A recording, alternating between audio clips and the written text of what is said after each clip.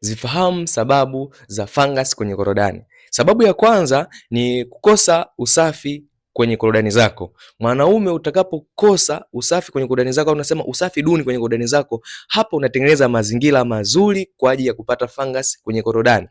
Sababu ya pili nisema mwanaume kuvaa nguo zinazobana. Mwanaume ukivaa nguo zinazobana sehemu kwenye korodani zako, ni kwamba utaruhusu hewa kushindwa kuweza kufika vizuri na kuweza kutengeneza joto ama unyevunyevu kwa wingi na kuanza kupelekea kupata fungus kwenye korodani. Sababu ya tatu ambayo itakupelekea mwanaume uweze kupata fungus kwenye korodani ni kushindwa kusafisha korodani zako vizuri. Baada ya kuweza kutoka kuoga, haufuti korodani zako vizuri, ama kwa kufuta kitambaa kisafi, unafuta kwa kitambaa ambacho kina unyevunyevu, na vile kuweza kuruhusu unyevunyevu kuweza kuchukua kwa muda mrefu na kuweza kupelekea kupata fungus. Pia sababu ya nne ambayo itakupelekea mwanaume uweze kupata fungus kwenye korodani ni kwamba kushindwa kuweza kubadilisha nguo za ndani kwa wakati, ama kutumia nguo kwa muda mrefu sana, nguo za ndani, ambayo itakupelekea wewe mwanaume kupata fungus kwenye korodani.